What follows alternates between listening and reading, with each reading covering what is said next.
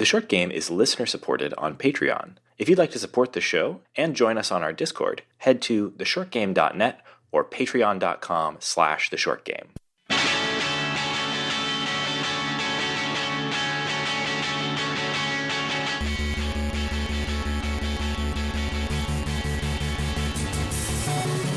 Welcome back to The Short Game. This is a show about short video games, games that respect your time. I'm Raygan Kelly, and I'm joined this week by two fine co-hosts. Laura Nash. And Shane Kelly. And this week we are talking about a little game called Afterplace. Yes, another mobile game. This is a weird cluster for us. We've been covering a lot of mobile games all at once, all of a sudden. Just sort of worked out that way. We hadn't covered any mobile games. We were due. We hadn't covered any mobile games in quite a while. And now these are both newish releases, so yeah. Okay. Yeah, and then we did the re-release of the mobile Pocket Card Jockey. Right on.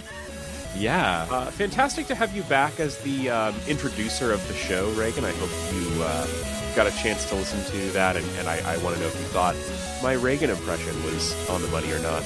I mean, it was adequate, I guess. You know, you missed the 5 minutes of warm-up to do that. Dang. Too bad. Well, this week we're talking about Afterplace, and I wanted to give a quick shout out because this is one of those games that I definitely would not have played without a listener recommendation. This just happened to come in at a time when I was actually just about to go on a trip, and I did bring my Steam Deck along, but I didn't even boot the thing up once. I just did not have the headspace for it. But as it happened, I was literally standing in line at the airport and saw a tweet at the show account from Paratriad on Twitter, who said, "Somebody with authority recommend the mobile game Afterplace to Short Game. It is a banger adventure and hilarious."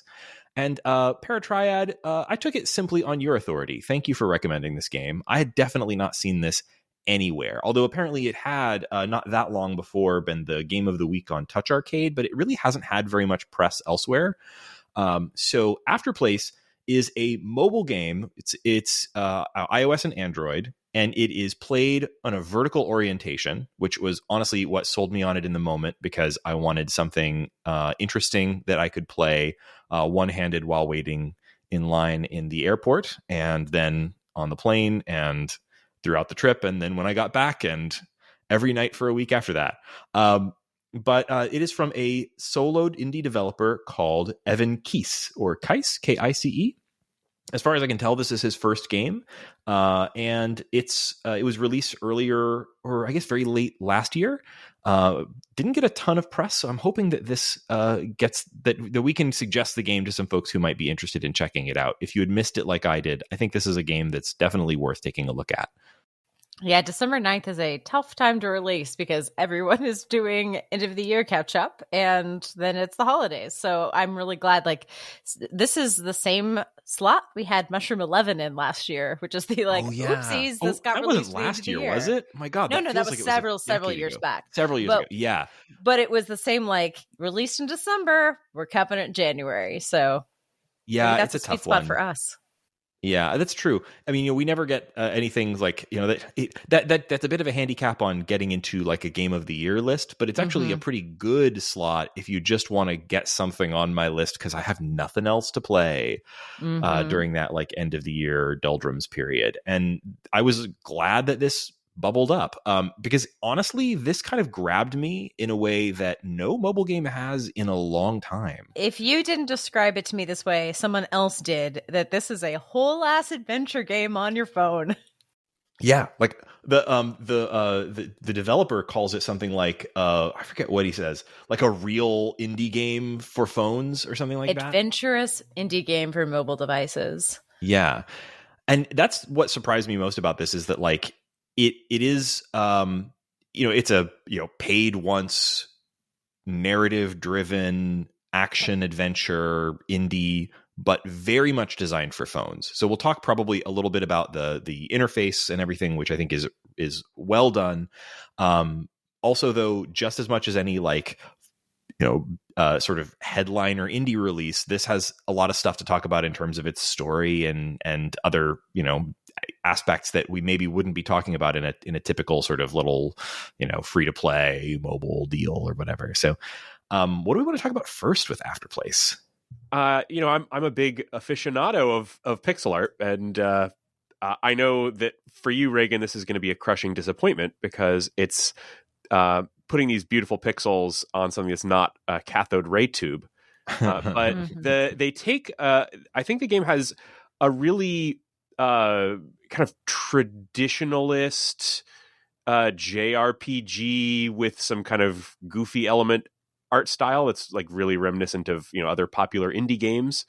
But it distinguishes it by having the art be extremely small on screen. This is an extremely zoomed out game, and so when you see a goat man riding a giant pig with a spike on its head, or a slime, or classic little weird goblin in a hat kind of art, it's maybe like 10 or 12 pixels high and then presented really small on screen. And what it does for you aesthetically, apart from being just super charming, is it gives you a lot of space for environments and just to have a quick moving character that's able to move around a lot on the screen. So aesthetically, I really appreciate the way that it does the art, and he gets a lot of mileage out of animation on these characters. They just move so beautifully. That was the thing that really stuck out to me at first with the art, is that it has you mentioned like 16-bit. I think what's kind of an interesting hybrid here, because like it is so low pixel count basically, that like something about the structure or kind of like look of the characters could kind of be almost 8-bit, but the color scheme is like 16-bit plus. It's got like a really vibrant set of colors. But yeah, the thing that really stands out is that like you get this very stripped down sort of old school looking pixel art, but there are lots of situations where there's a lot of frames of animation and very expressive little characters like Minnow, the sort of mouse guy character. Mm-hmm. One of my absolute favorite moments with Minnow, I just have to say the art here that animation was perfect. When he says he wants to go into the forest with you. Do you guys remember that moment? I'm not sure. What happened? So when he's on his house, and he's just so excited. He's like, I thought you'd never ask. He like throws everything off the table and like slams down a map, and it's just suddenly clear that he's really wanted to go into the haunted forest with you. Yes, and that's the scale thing, is that the map is 6 times bigger than that mouse, and it's still not taking up more than a tenth of the screen. Like the scale of this is really fun because it you get to go in and out of spaces. You get to, like, when you see a big thing, it is giant compared to you. And one of the quotes that the developer said is that it tries to give you the level of agency and movement you'd expect from a console experience condensed down to a touchscreen form.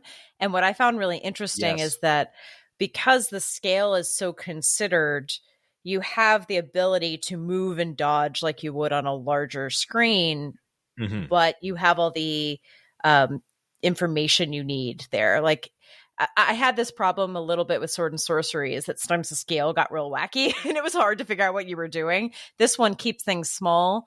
And so I feel like there are 2 controls basically, and I can move around is the main thing I need to do. I need to get out of places. I need to go into places. That's the movement I want. And the pictures and the animation really fit that. Yeah, the art was incredible. I don't want to just repeat ourselves, but like he gets a really, really effective like character art at these incredibly small scales. Little characters like Clover, the bunny rabbit. Like I keep going back to Minnow, but like what's crazy to me about the sprite for Minnow is that it's basically the Mappy sprite. You remember the mouse like totally arcade Mappy? Game? He's totally Mappy. He's totally Mappy. But like you've never seen Mappy emote before, and you would have previously thought it was impossible for Mappy to have like animation frames showing him feeling sad or whatever. Here's the thing. These characters are smaller than the icon for most. They're like you could like a group of these characters could have a full-size boss battle on another game's app icon. And so all of these things where we're talking about how emotive the characters are, it's like one pixel moving up one spot on screen or something like that. And a lot of it is happening in your mind, in your imagination, because these characters are so small that every action that they do has either got to be really, really big or it doesn't read at all. Yeah, the movement is bigger than the characters often, if that makes sense. Like there's Absolutely. An outside expression, the little blobs, which are your first enemies. Those little blobs move several squares. Like their movement is big. Like I think that's a huge bit of the personality of this game is that everything is small, but I don't feel like I need a magnifying glass to know what's going on. Yeah. And we should also then probably transition into talking about the controls, which I think were another of the sort of really big successes of this game. This is a game that's very much built for mobile, built for touchscreen. Side note, you can pair a controller for this. And there was one boss fight where I actually did do that. You can pair a controller and control this game with like a gamepad if you want. It's real awkward with a vertically oriented phone sitting on your table and trying to play with a controller. But it's actually really, really well designed for touch. So you've got a virtual D-pad. Lots of games do this, but like you put your thumb down anywhere on the screen and drag in any direction, and you've kind of got like a virtual analog stick to move the character around. Tap anywhere on the screen and you do attacks, and you can either do that with the same thumb that you're doing your movement with, or you can put two thumbs side by side on your screen, Game Boy style. I find myself playing that way a lot, and move with one thumb and tap with the other to do attacks. That works really well. And then if you do a swipe anywhere on the screen, you do a dodge roll in that direction, and that's pretty much your entire move set. But that's all you need. Sword swings, dodges, and moving around, and you're set. And this has the sort of Zelda style presentation. Can I add one thing there, which is that when you are in a kind of a non-combat area, that same tap is what you use to like look at items. Yes. Mm-hmm. And we're going to talk about the humor of the game, but like one of the ways that the game can be very funny is there's this moment of ambiguity when you walk up to something and you tap. It's like, am I going to read this or am I going to swing my sword at it? And they play with that in some funny ways. There are some NPCs that I'm like, oh, I'm going to run up and talk to this guy. And it's like, bam! And he's like, why did you do that? I think it was like a bird. Anyway, the game is very funny. I want to hear more about what you guys think about the story and the writing. Yeah, I think the writing is the other big strong area for this. The story is fine. I think there's some things that we can talk about with it. Like it feels a little bit like post Undertale indie game, the story, to me. There's some really strong bits of it, but there's some strong really Undertale influence on the art too. Gotta be. Yeah, probably. Yeah, I don't think it's like super Undertale influence. It's much too colorful, and it's much too like it's got this totally different scale. The like world design is like way not Undertale, but like you do get Undertale vibes out of this, I think, just because it's a world where we'll talk about the plot in a minute, but it's a world where you are dropped in as a nameless protagonist in a world where everyone isn't quite sure what's going. Slightly dreamlike. There's lots of characters that are sort of animal based or what have you. Like, it's got those kind of vibes. But it's just the writing is very funny. It's got little sort of quippy in the moment stuff that was never like a cringe kind of humor for me. It was always just sort of like charming. I took a lot of screenshots of this, and it's hard because a lot of the funnier bits are like more lengthy bits of dialogue. But every character you walk up to and talk to has something to say. They don't just have one line. They usually have several. Usually if you talk to them multiple times, they'll say something new. For example, after you meet your little mouse friend the first time, he drops a sandwich and you can choose to pick it up. And if you pick it up, they ask you if you're sure. And then a beacon of light bursts out of the sandwich and it floats up into the sky. And in big text, it says, "You got a sandwich. You found it on the ground." And that's kind of what the sense of humor is in this game. You found it on the ground. Like little stuff. Like I walked into, so like that you, one of the first characters, maybe the first character you meet is Clover, the little cute bunny rabbit who lives out in the woods. Every time you die, by the way, this game has a, like, the sort of loop where when you die, you always reappear in the same place on the world map, which means that you have to sort of unlock shortcuts and stuff to be able to get to various places. If you die deep in a dungeon, you're gonna have to walk back, which sometimes frustrates me, but here it was used, I think, pretty well. I don't know. I found it pretty frustrating. Oh, I don't know. Most frustrating thing about the game. Maybe so, but like I think there were reasons for it, but yeah, maybe a little. Like they hang some late game plot stuff on that I thought was kind of interesting, but it felt a little bit like hanging a lantern on a weird game design thing. But I don't know. I don't know if I would have changed that, except for a few times when I kept dying deep in like the library or something, and you had to walk all the way back to the effing library. I'll tell you what I really did like is the way that they would weave in. I don't want to spoil anything, but weave in story moments and just like interesting scenes when you would die and wake up back at the cabin or whatever. Yeah, like I don't think it's a huge spoiler to say like that sometimes you always wake up in this little clearing and you walk like one screen north and there's Clover's little forest cabin, and you always get a moment to talk to Clover.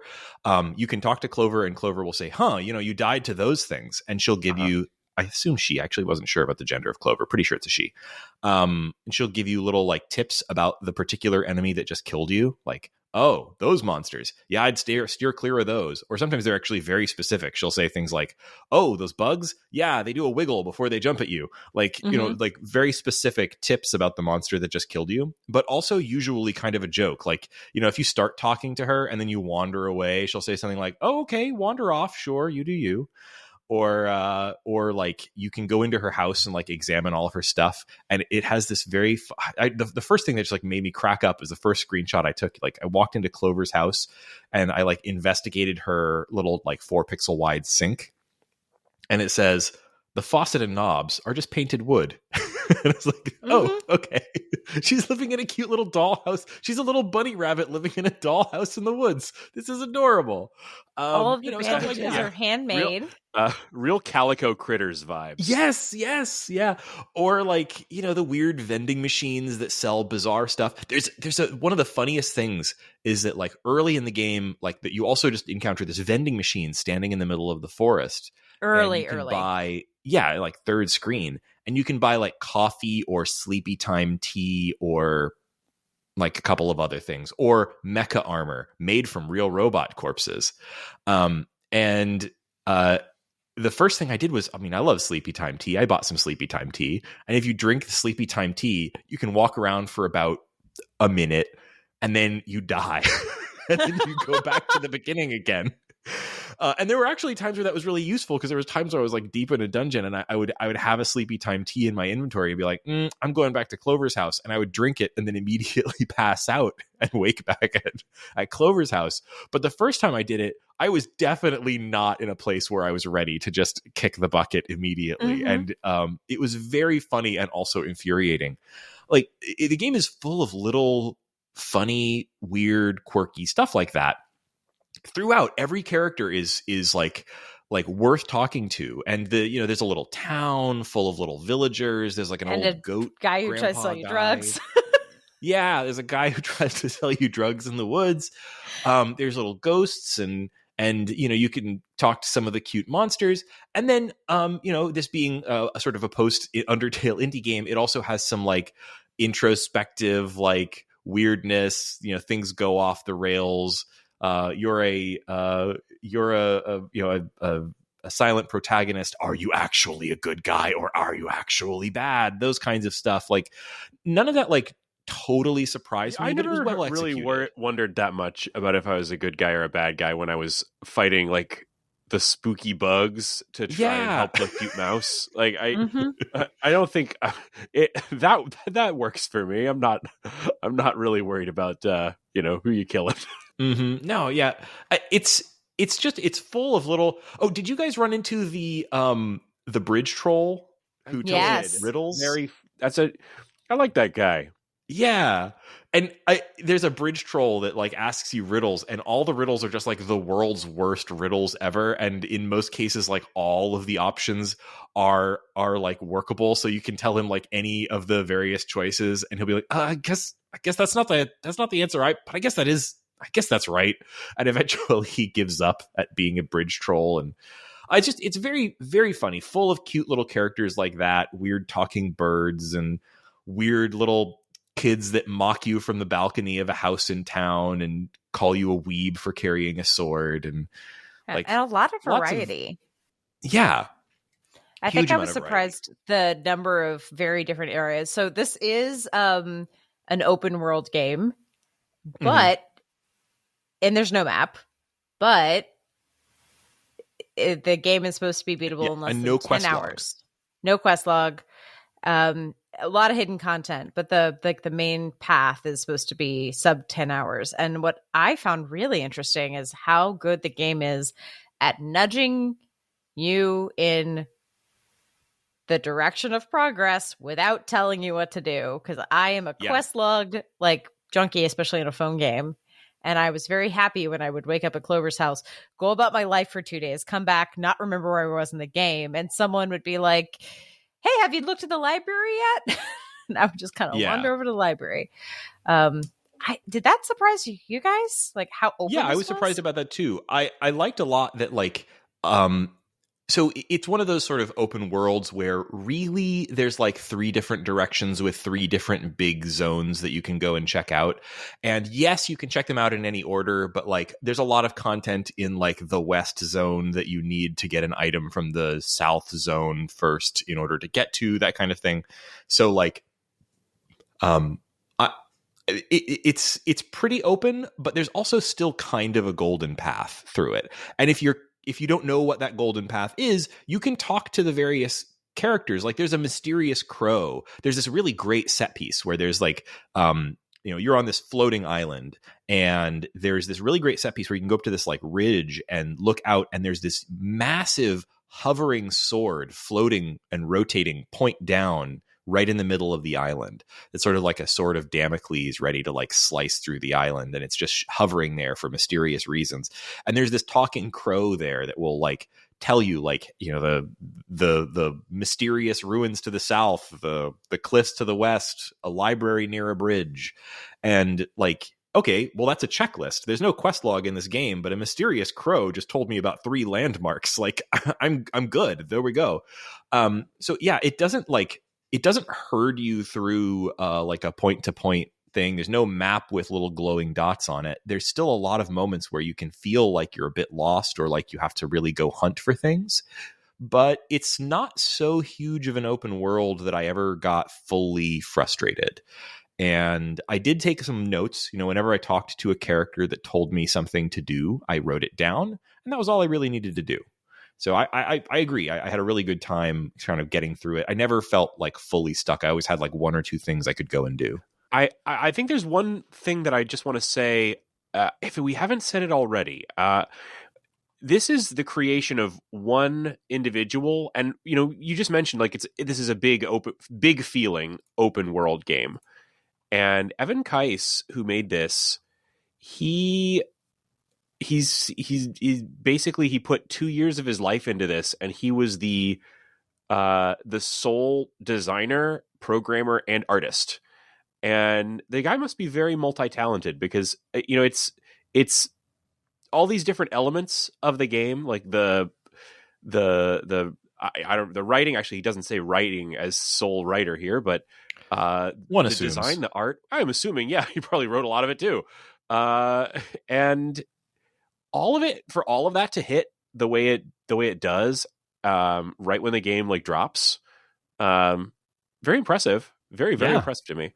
I totally agree. We play a lot of games by solo developers, and that's actually always kind of like a point in favor for me, because it speaks to like a singular vision and hopefully consistent execution and whatnot. But you always run the risk of like, well, maybe this solo developer is like really good at programming but can't draw or something. Like this guy Evan Kice, he I would say his art style is like it's like workmanlike, but also has like flashes of brilliance. Like the animation is the key one, but like there's moments where I'm looking at this and I'm like, well, okay, yeah, he can draw a house. It's a bunch of squares, but like, man, can he draw a little mouse? I mean, some of the people that do exactly this go on to have really big careers, and so this is a guy I think you should watch. I mean, years and years ago, probably before the start of the show, there was Braid was really the first time I remember this, with Jonathan Blow like really blowing up. I'm sure someone's made that joke. But you like most comparably, this has the vibe of like a Toby Fox Undertale. We haven't mentioned the music at all either, but I think this has very good music. Yeah, it doesn't have a ton of it, but it has a couple of really good tracks, and then it does some of that like Yoshi's Island stuff where it like tunes up certain elements in the music at in certain scenes, sort of transparently. Like you go into a house and it sort of mutes the sound down a little bit, or you go into the spooky woods and now everything is playing off key. I thought I was very effective, and the song that it plays, the sort of like, I don't know, the like adventure theme to Afterplace or whatever, is really catchy. It was stuck in my head for days after I played this game. I think he needs to get this game onto consoles immediately. And I know this feels like it's great because it's a phone game, but when I think about those big like name brand indie developers that are the one-stop shop kind of guys, I think about people like, Lucas Pope and Stardew Valley's Eric Barone, whatever it is. Bored Ape or whatever, not Bored Ape, something else. Not an NFT. What they all did is they all did PC and console, and there's not a name like that for phone games. But I mean, maybe Evan Kice could be that. Yeah, maybe it is tricky because like part of what made this game special for me was that it is so phone native, and I wonder if it would have. Yes, that's it. Because Bored Ape is the NFT. Bored Ape is the NFT. Yeah. Yes, sorry. Just wanted to say that before people wrote us emails. Continue. Thank you, Laura, for saving me from that. Evan Kice, Afterplace NFT when? No. No. But like this, like that was something I thought about a lot when I was playing through this, because like I have a Backbone controller. I could plug that in and play this if it was in non-portrait orientation, and maybe I would have liked that better for certain stuff. But like this game is laid out for vertical. Like there's areas in this game that are really designed to be viewed in a portrait orientation, and so I don't think you could just put it in widescreen and give you the controls on a controller work fine. That's not a problem. This was designed with that in mind, I think, as like a potential, thing. And it has simple enough controls, like, you just need 2 buttons and a stick. It's fine. But like the moving this to consoles, or PC, I think would be really tough. Unless you just are comfortable playing a game where you've got like a vertical window in the middle of your screen, because a lot of this is very designed for that orientation, and that's part of what made it interesting to me. But we're not here to give Evan business advice. I think it's a tough situation. That's not. I think it'll actually be fine. And vertical orientation. All of the comparisons that I was making to those people are positive. I have no business advice for Evan Kice, except for just nice, Kice. Keep going, Kice.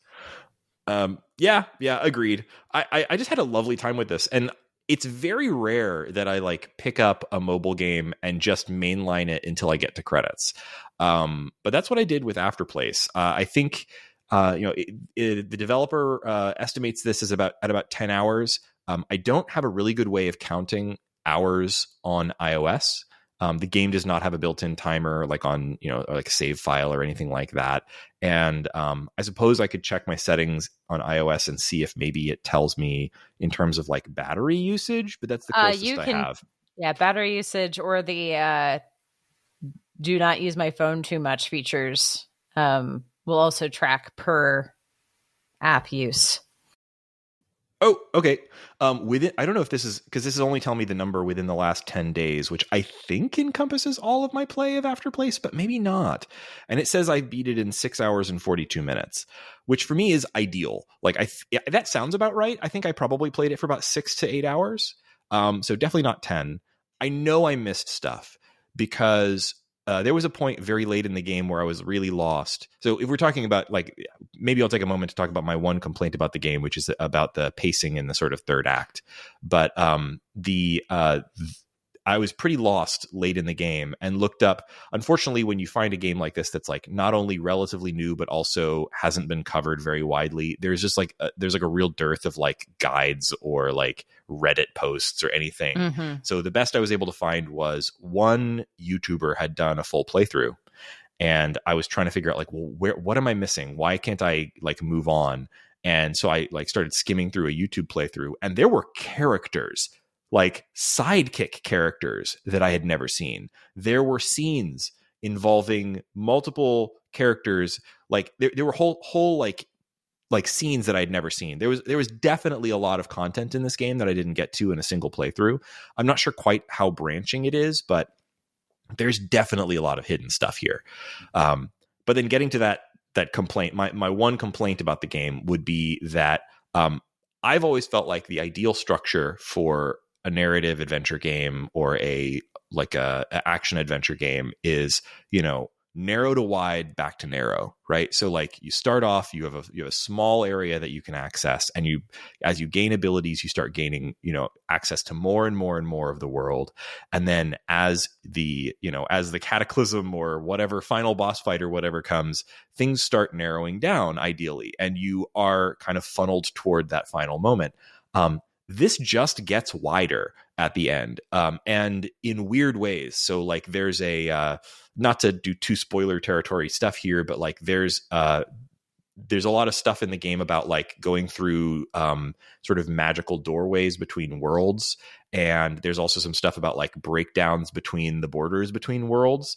And let me tell you, that which was used very well and very effectively, cool stuff that would happen when it started playing with that concept, walking through a door and suddenly you're in a totally different looking place than you've ever seen before. Cool stuff. But also it made the game incredibly difficult to navigate, and you still have basically access to the entire map. There were bits towards the end of the game where like I had to not only just like die and then come back in order to get back to a boss I was trying to fight, walk all the way back. I had to remember like, okay, which magical doors did I go through? Did I go through them from the left or from the right? Because that does different stuff. You walk through this door and you're in you're walking from a field into like a weird crypt. Well, like, how did I get here? And this, like, the map of the game becomes really wide and really confusing. And, I had to start drawing a lot of maps for myself, and had to reference this one YouTube playthrough and so on. So that's my only complaint about this game is like, I think its third act is a little flabby. It needs to do a little more, like once the end is in sight, it needs to start locking things off more and kind of making that narrow end. So there is a blog post about interactive fiction that I have referenced a lot at work, oddly, because I talk about information architecture. It is, bear with me, this is going to be relevant. It's called Standard Patterns in Choice-Based Games by Sam Ashwell. And he draws maps of different types of structures for interactive fiction.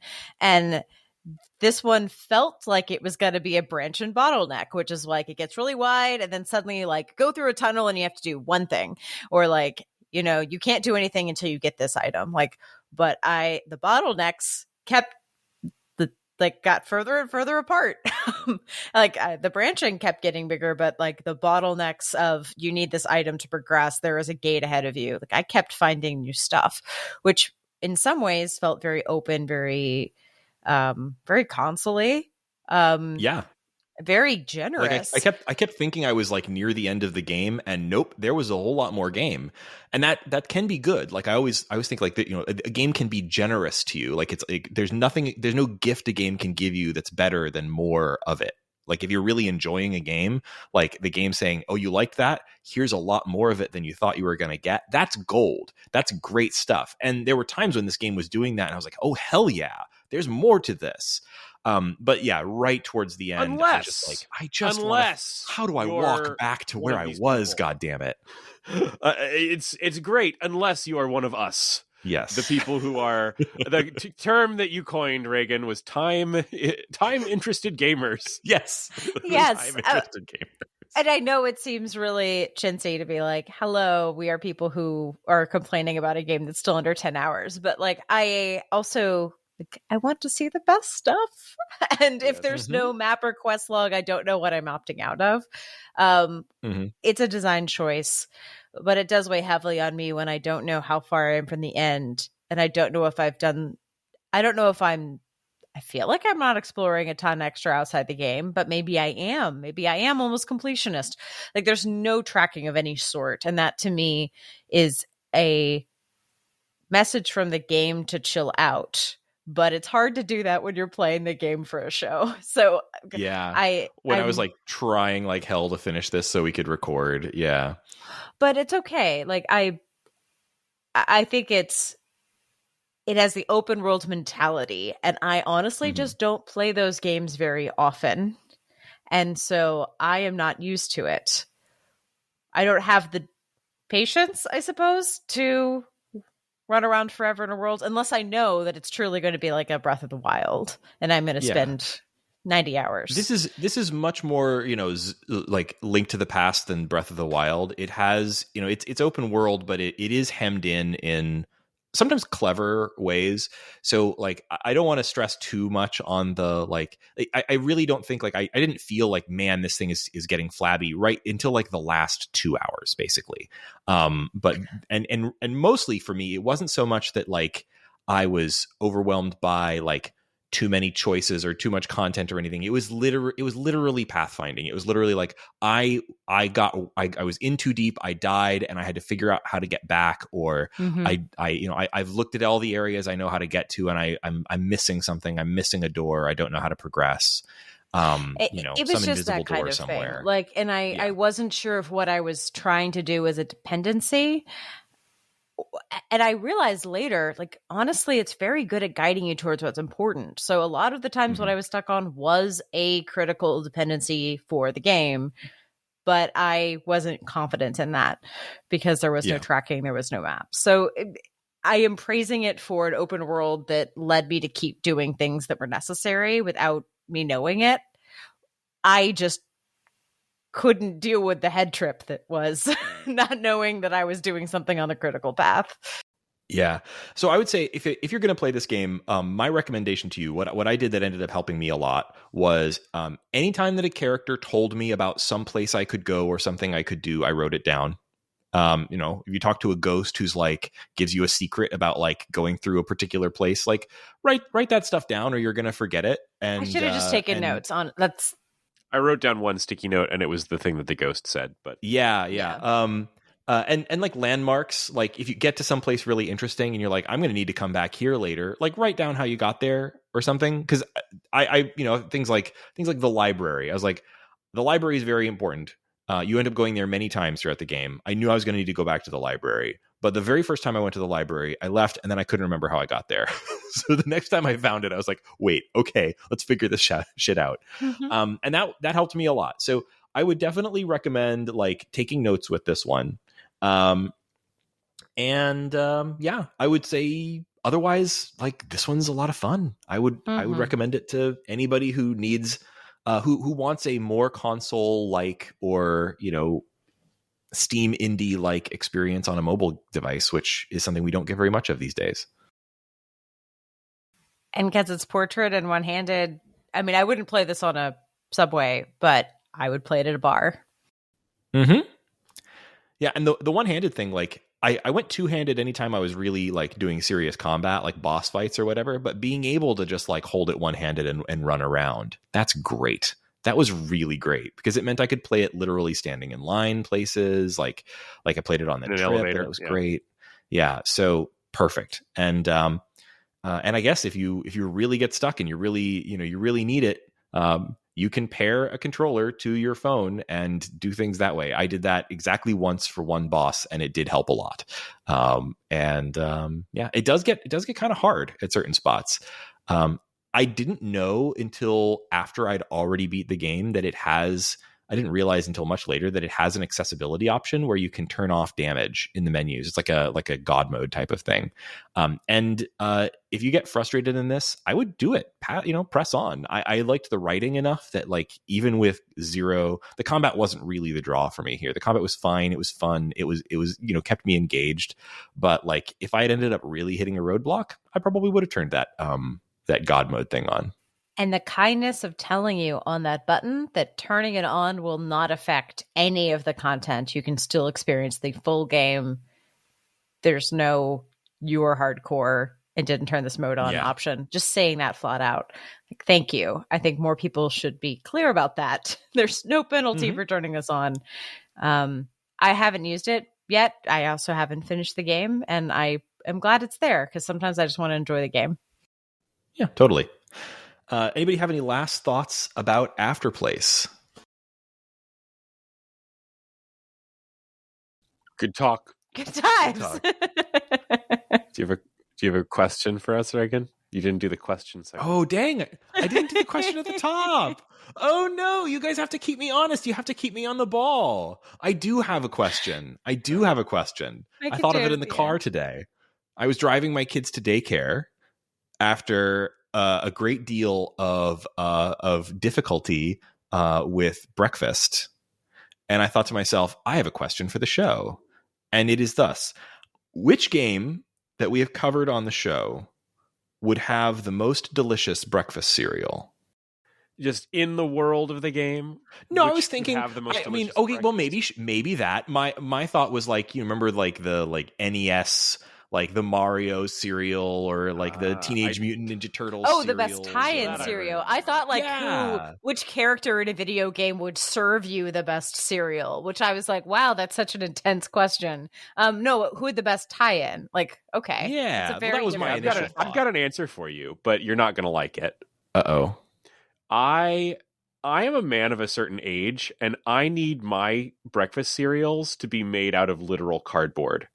I need them to be just full on fiber, and I think Papers, Please would have that kind of tie-in breakfast cereal. Little Inferno Ashy Flakes or whatever. Oh no. No, Little Inferno. That's the problem is almost every tie-in cereal that I can even invent is full of little marshmallows or something. Yeah, Little Inferno is definitely s'mores flavored. Come on. Oh yeah, you're right. It's got that campfire glow. Oh my God, yes. The s'mores and smoke is what it would be. Exactly. I feel like there would be some really odd, like, if we go into the world of pixels, like, what is a Thomas is Alone breakfast tie-in? Like, square pellets. It's probably just normal stuff, but square shaped, right? Like any of the Pixel games is just having like weird pixel cereal. Yeah. Just like, I think Thomas is Alone is a good one because I'm just imagining like extruded rectangles of breakfast goo. Exactly, right? Like it's like Tetris-y. Do you guys know Mischief?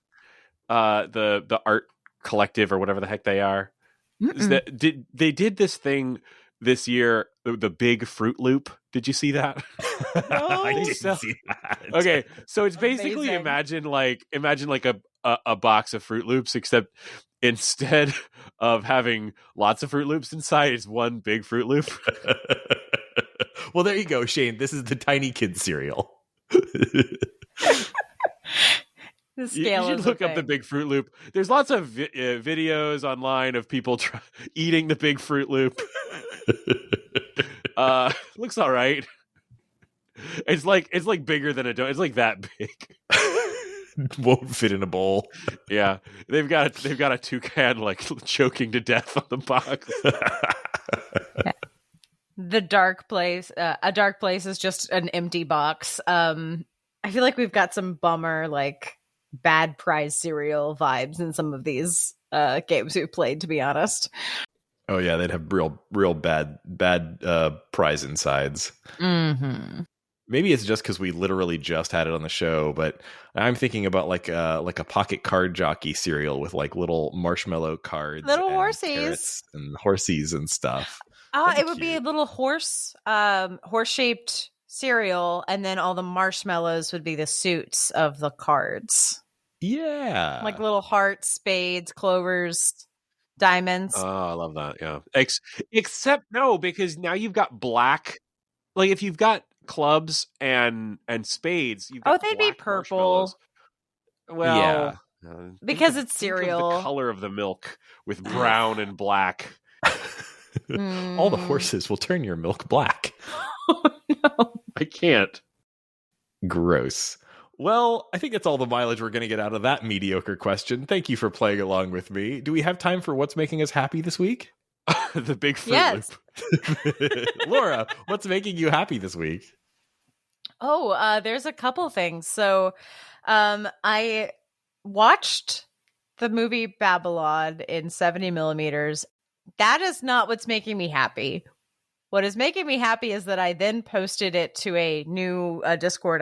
Not Discord, Slack that I joined for patrons of a different podcast that talks about film, and described it as the golden banana of Discord of movies, where like in the same movie, I was like, this is the best thing I've ever seen. This is the worst thing I've ever seen. I am so angry. I am so happy. Like went through the whole roller coaster, and I explained the interactive fiction concept of the golden banana of Discord to the film podcast. And for those who don't follow interactive fiction awards, it is the game that has the most polarizing scoring. So people love it, people hate it, very few in between. It's the biggest discrepancy between people's scores. Yeah, greatest standard deviation. Standard deviation. And this has taken off in that forum. So now people are describing things as like, it was a banana Discord movie. Like in like 2 weeks, it has taken off. And I will say parts of the movie Babylon made me exquisitely happy. And parts of it, like I literally like laughed out loud at how bad things were like 4 minutes after. I was like, this is one of the best scenes I've seen all year. So I don't like, maybe don't see the movie Babylon unless you want to have that roller coaster of a ride. But what's making me happy is publicizing the term golden banana of Discord. Like, sing it far, sing it wide. It is useful. You know, and Babylon is the epitome. I've never Googled the golden banana. I did not realize there was a physical banana. Did you know this?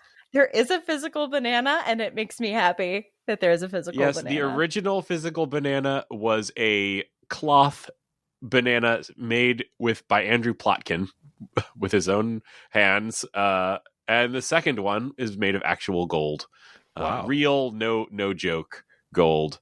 And is the subject of multiple heist games. I made all of that up. No, it's just a fake gold statue of a banana. It's still pretty cool. I mean, I love, Pretty cool. There's, in a year of gonzo filmmaking, Babylon sure was a movie.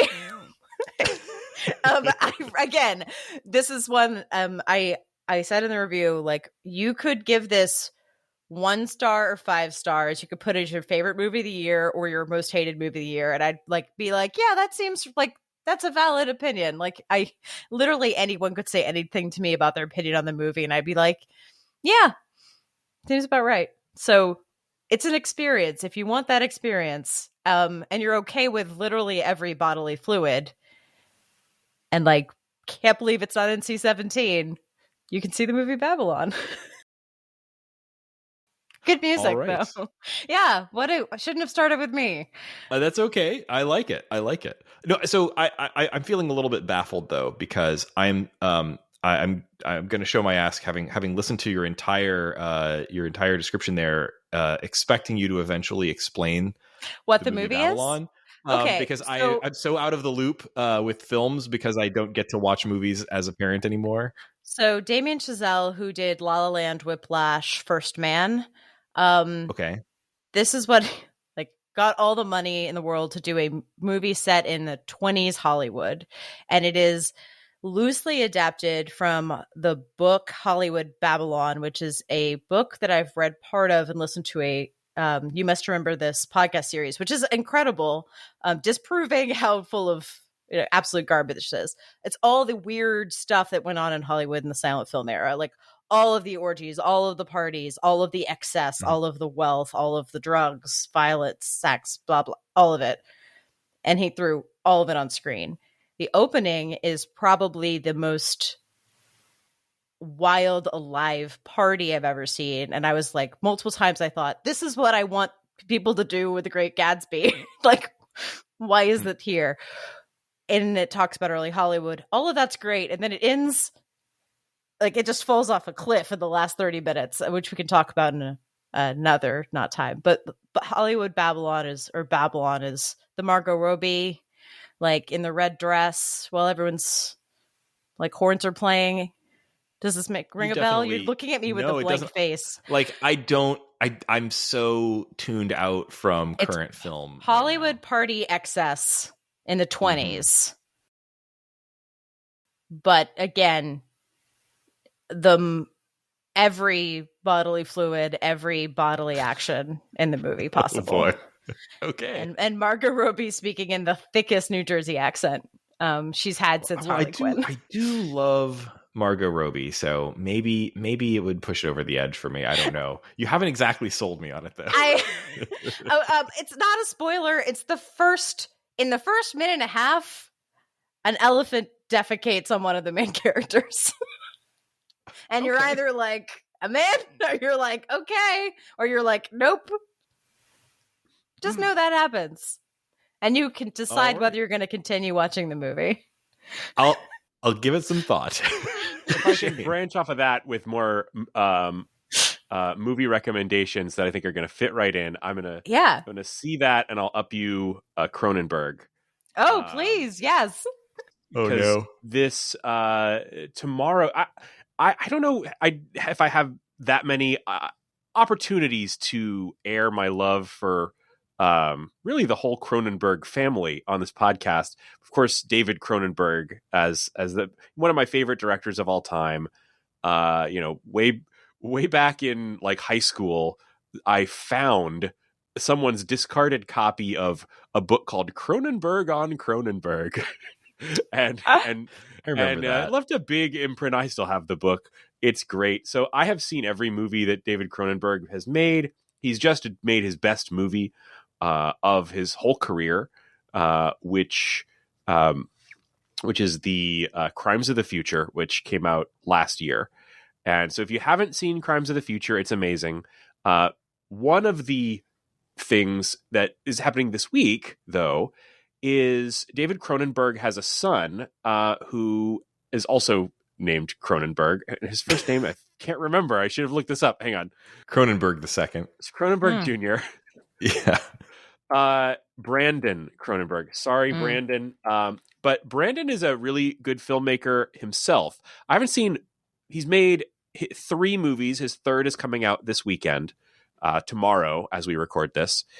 And his second movie, Possessor, was really disturbing to me. It was in a good way. I mean, it's a horror film with kind of an out there sci-fi premise of essentially like a body stealing assassin. And great movie. Really enjoyed that.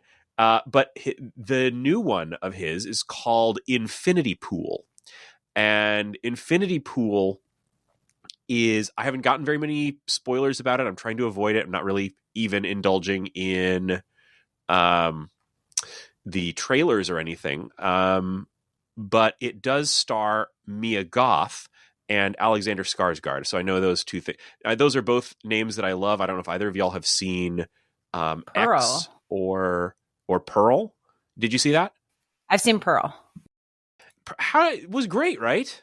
Pearl was great. That monologue that she had in that, she really steals it's all about her, but she really steals the show for sure. And so I'm really looking forward to seeing this Cronenberg flick with them and Mia Goth is a good pairing with Cronenberg after seeing Pearl. Yeah. I saw one like micro clip come up as it scrolled past it on social media or whatever, and it was just her screaming, and I was like, all right, I'm sold. So And yeah, so looking forward to that, and hopefully going to get to see that either as it premieres tomorrow or maybe on Saturday. And I'll let you guys know how it went. Excellent. Awesome.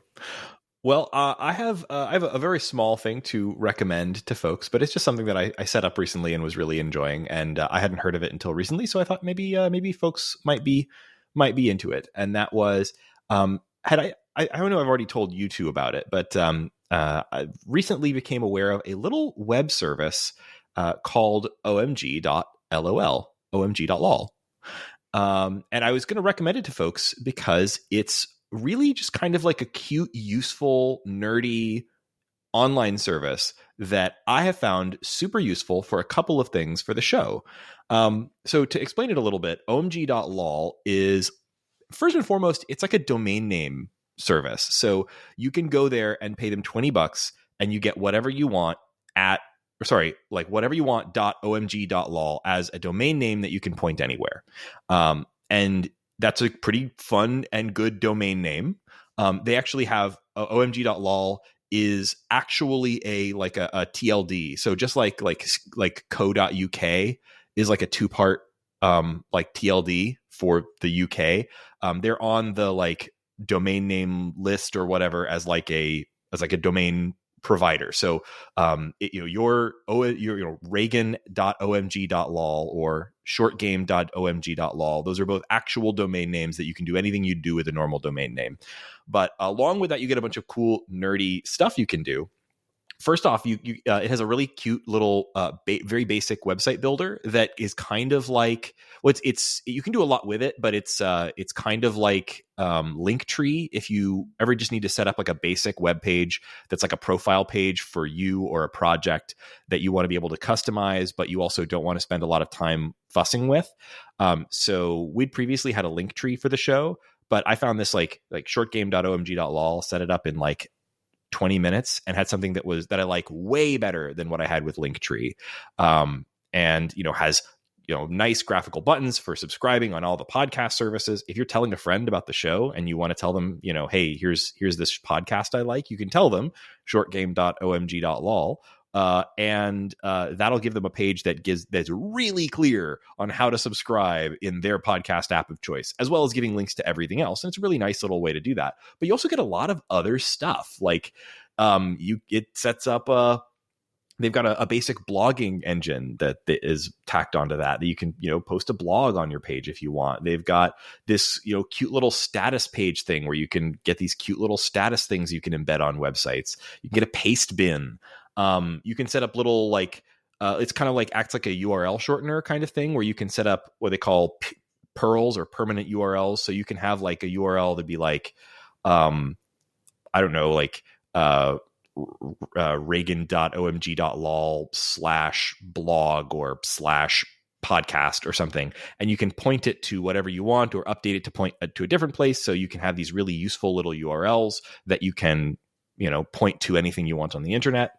You can do actual DNS stuff with it. It has a forwarding email address. So like if you want to set up an email address that's like mine is Raygan@omg.lol, then I can point that to my personal email address and use it as an alternate address in contexts where I might not want to share my personal email.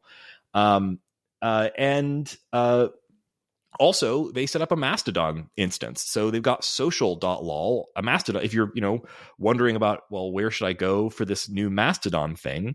Then you get a Mastodon account with your username at social.lol as well, along with the omg.lol thing, with the confidence in knowing that you're signing on to a Mastodon service where you're actually paying for the service. So at least there's a little bit of, assurance. For your $20 a year, you're paying into something where you can have a reasonable amount of assurance that it's not going to evaporate tomorrow, which would be annoying. So I really like it. And it feels like a good deal for $20 for me. So if you're the sort of person who has, an online presence, but maybe you're not the sort of person who wants to build a full on, gallery page or, personal blog website or what have you. You just want something nice and cute and basic that has good design out of the box and is fun and easy to set up and costs $20 a year. It has a ton of cute, weird little features that you may or may not use. I would say check it out. omg.lol, and they're great. And so I also just brought it up because shortgame.omg.lol is now the URL I'm giving people for if they're just curious about the show. You can always go to theshortgame.net, of course, which is where we have all of our stuff. But for most people who are checking out the show, who just want a quick thing, a quick way to check us out, that URL is really easy to link to in something like a profile on a social media post or whatever, and it takes you right to something that'll let you listen to a recent episode or subscribe in whatever podcast app. Very nice. So that's the thing. So thank you guys for joining us on this episode of The Short Game. This has been, I'm really glad we got together for this one. I really enjoyed playing through Afterplace, and I'm glad I dragged a couple of co-hosts in on it too. We've got some other great episodes coming up soon, so looking forward to that. You can find us on the internet at, shortgame.omg.lol, also theshortgame.net. You can find us on Twitter at _shortgame, or on Mastodon at shortgame at zork.social. Of course, all the links are on the... I may stop reading all this stuff. I may just start telling people go to shortgame.omg.lol or whatever. Anyway, you can find us in all of those places. Most importantly, you can find us on Patreon, patreon.com/theshortgame. All of our patrons get immediate access to our Discord, which is where we talk about the show. We plan future episodes. It's a great way to suggest a game if you want to do that. Thanks again to the listener who suggested this game on Twitter. Why aren't you on our Discord? We don't care. Thank you for joining us, or for suggesting the game wherever you do that. Let's see. You can find me on Mastodon I'm at Raygan at bird.rodeo. Laura, where can people find you? Kind of maybe on Twitter. I'm not sure, but I'm at Laura J. Nash there. And I did set up a Mastodon account at Laura J. Nash at bird.rodeo. And Shane, where can people find you? I am on Twitter at 8bitshane, and I'm also on Mastodon, and I am still trying to figure it out, and I can't remember what the full URL is for me. The links are on the omg.lol page. Yeah, go there. Go there. I actually have been posting. I just forgot how to use it right. See, this is why I set that omg.lol thing up. This section of the show is getting more and more complicated every day. I can you can also point a regular domain name at that service too. So if you like their little page, so like I have Raygan.me pointed at my little profile page. So listeners, if you have a suggestion for the URL that I ought to go buy, don't buy it yourself. Just tell me and I'll buy it. I'm in a URL buying mode right now. That is dangerous. Yeah, it was actually, wasn't it? So thanks listeners once again for joining us on this episode of The Short Game.